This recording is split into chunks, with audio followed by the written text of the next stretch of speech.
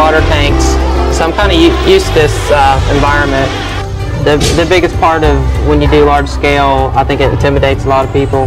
It's really not any harder. It's just everything you do is just larger.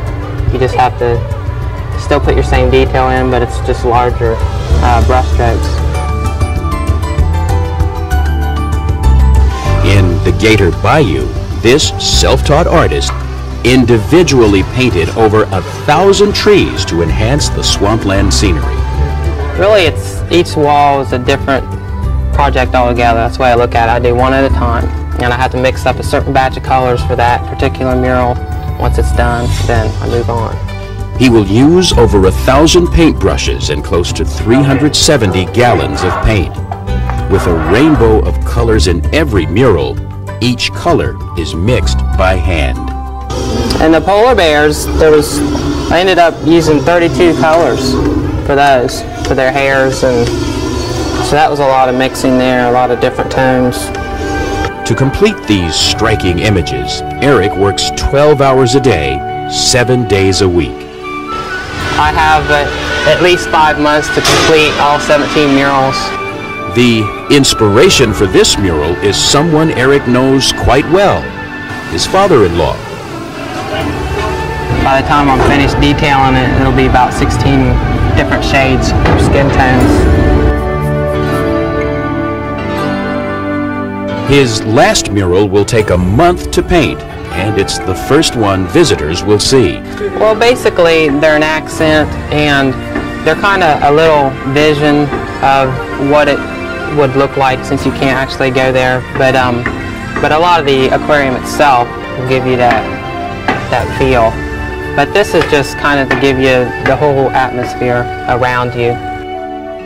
Selecting the underwater life to feature in a beautifully painted landscape is left to the vision of the artist.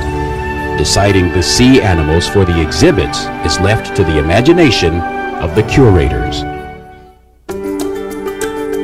When you look at an aquarium and look at fish, you just see the fish, but there's so much behind keeping those fish healthy and beautiful, and it's mostly the water. In an aquarium, the basic need for the fish's life is water. If you don't have good water, you can't have healthy animals. And considering this aquarium has about 1 million gallons of water, it's a pretty big job, and we have to watch every single system very closely. Our water here at the Newport Aquariums comes from the Newport City treatment plant, so it's regular tap water that everybody in the city of Newport uses. Before Newport water can sustain a fish's life, it must be filtered to remove chlorine and metal impurities which are harmful to fish.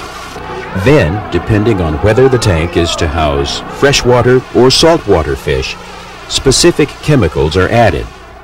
With over 1 million gallons of water inside the aquarium, just filling the tanks can be a painstakingly slow process.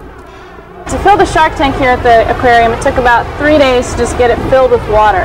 Then it took about 1 month to turn that water into seawater. Turning tap water into salt water requires a special mixture of salt and 9 different trace elements. With salt water, we have a recipe that closely matches seawater out in the ocean, and we use different constituents, lots of chemicals, tons and tons of salts to make seawater that closely matches the ocean. The reservoir is where we make the seawater, and the reservoir is also the place where we can supply the building with water. So we make it in here, and then the pipes carry throughout the whole building, so we have instant water anywhere in the building where we need it.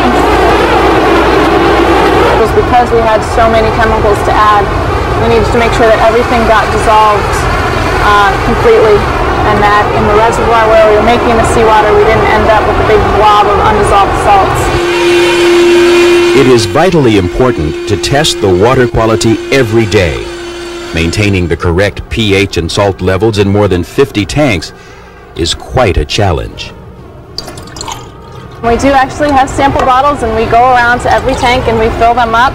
We take them back to the lab where we have a variety of equipment and testing materials, and we will run tests in the lab. So we're slowly building that up here, which is good. It really helps to troubleshoot and to see trends, see exactly what that tank is doing, and that will aid us in making decisions and problem solving. It will take between 4 and 6 weeks to prepare an individual tank before it is ready for animal habitation. Part of that